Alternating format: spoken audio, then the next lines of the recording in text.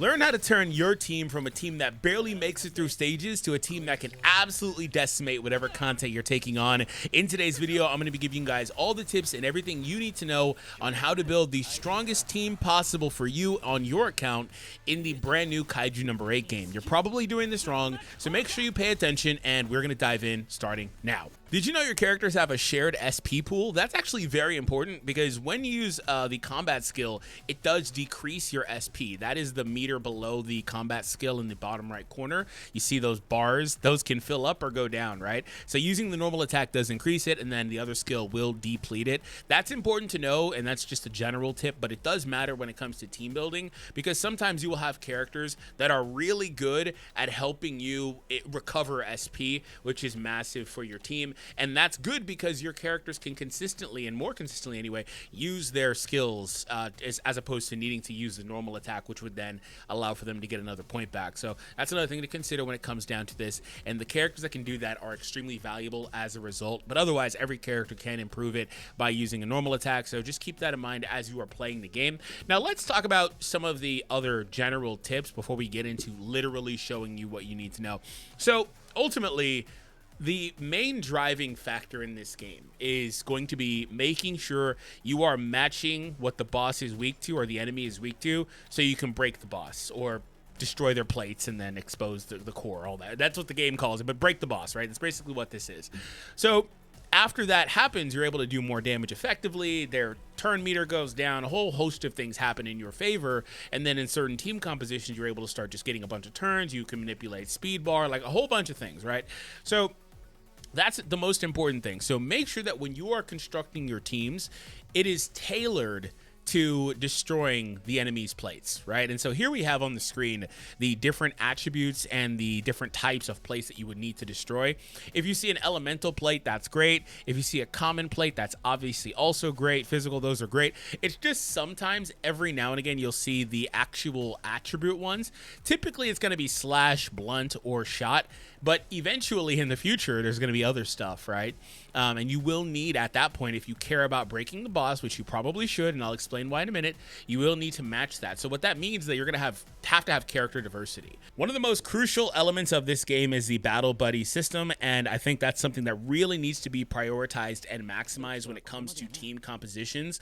And the reason why is because there's a lot of strategic elements to it, and some of that's also just like, does your character do extra damage whenever they follow up? Do they do extra damage when they attack a kaiju that has an exposed core, like a Gen does, for example? Or maybe they can follow up and be the one to expose the core. That helps too. You're getting an extra out of turn hit that is massive. So the battle buddy blah, blah, tongue twister system is very important. And also on that topic, you will have characters, you will have weapons. I believe there's also, I don't know that there's gear, but maybe potentially gear. I know that there's some support gear, but anyway, you will have effects that trigger for your buddy as well. For example, one of the top ones is Gen here, or excuse me, Hoshina here, giving this crit bonus. And I like to put that with Gen, so Gen gets the extra 20%. It makes Gen pop off, and that's really strong. But that could be really good for a number of characters. What about Kaiju No. 8, who can't equip uniparts, can't equip weapons? He's going to really struggle to get that crit bonus unless you put him alongside a support character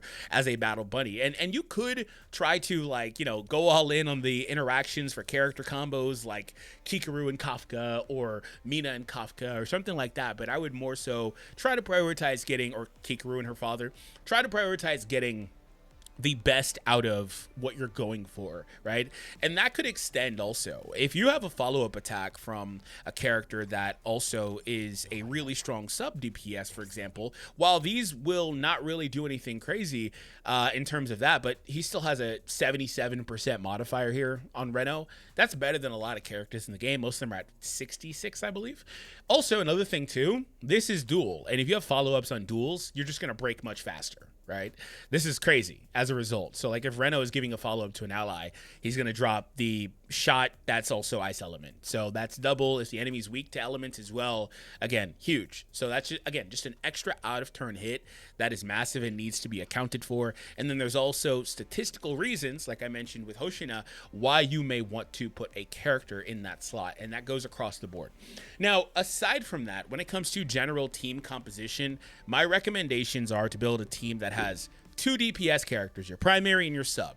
You can make a decision on who you think that is in my team, but I think it's pretty clear based on who Hoshina is with.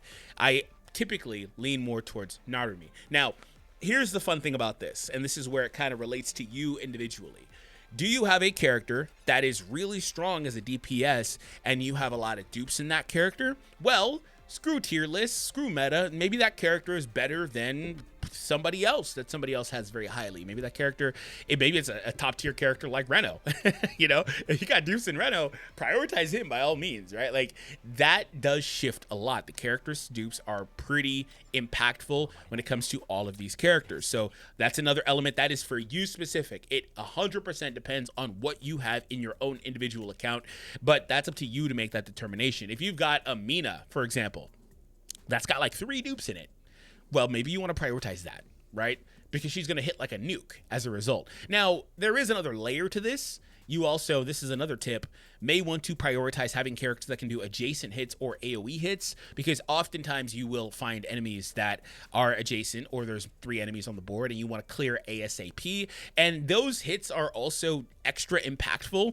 And especially if, bonus points, if you're doing an adjacent hit and you've got 2 types of damage, right? That's why Gen is also insane. He just breaks stuff so fast because he's got shot and slash, and those are pretty universal. A lot of enemies have those. If they don't have those, they're going to have, what, blunt? So it's very easy, right? So Gen is really strong, and then on adjacency, you're going to hit all the enemies, and then you're going to destroy those plates on all of them. So that's why he just is insane.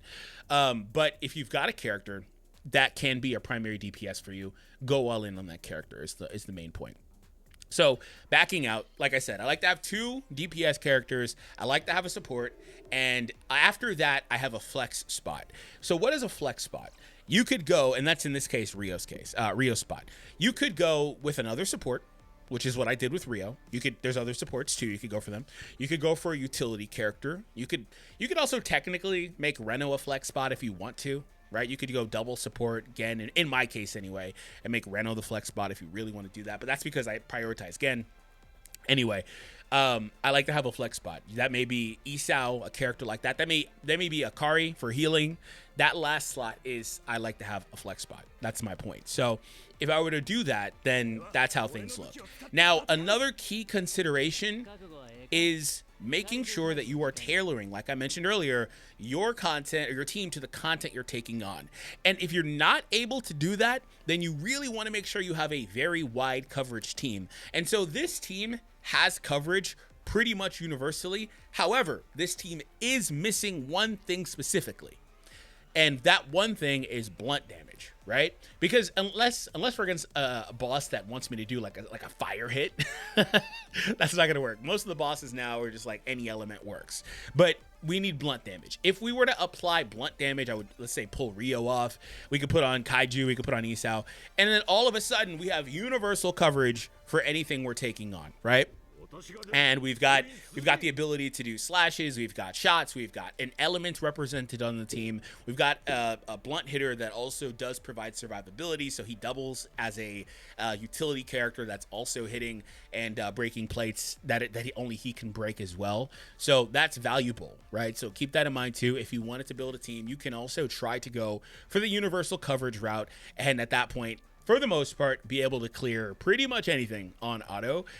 It would get a little bit tricky as you dive deeper into the later stages of Fierce Battle. You will need another team, and on that team, I would, again, try to mirror something like this, where you have a universal coverage team if that is what you want to go for. And in that mode specifically, I actually really value the universal because they do have a wide array of enemies that have different plates, and so you need to have that. And so what are other like characters that you can put in terms of like elemental advantages?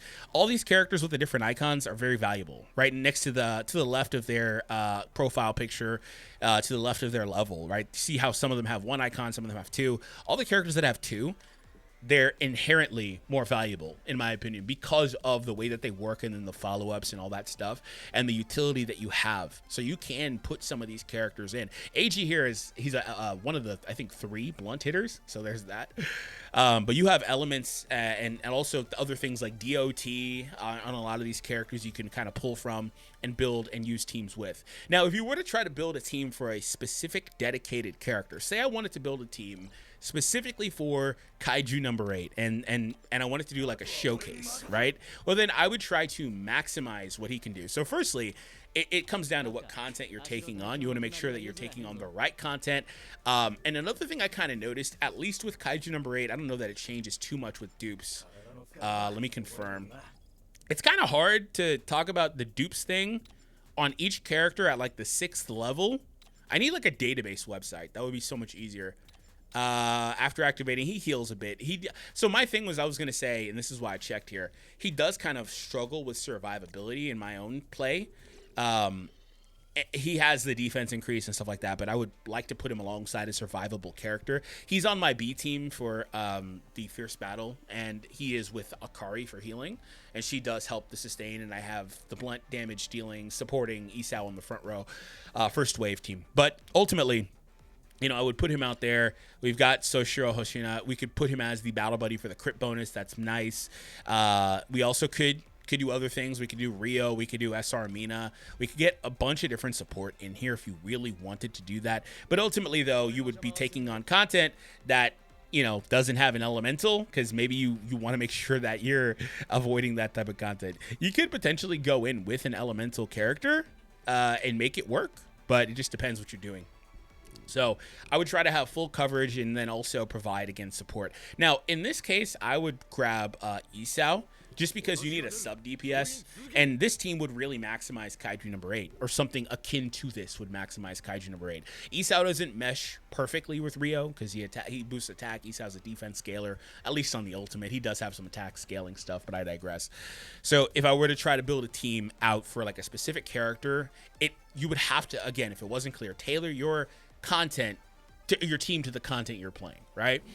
So aside from that, I wanted to kind of cover this. I lied. That's mostly it. I mean, just remember, battle buddies are insane. And then also another little quick tip on battle buddies that I didn't hit was that it also does help you get your ultimate faster because it has a 60 charge rate on it. So using this strategically is massive, right? Aside from like the passives of like, oh, does the Kaiju have a core exposed, do extra damage? All that stuff's great. The crit damage up from Hoshina. But you want to trigger as many follow-up attacks as possible.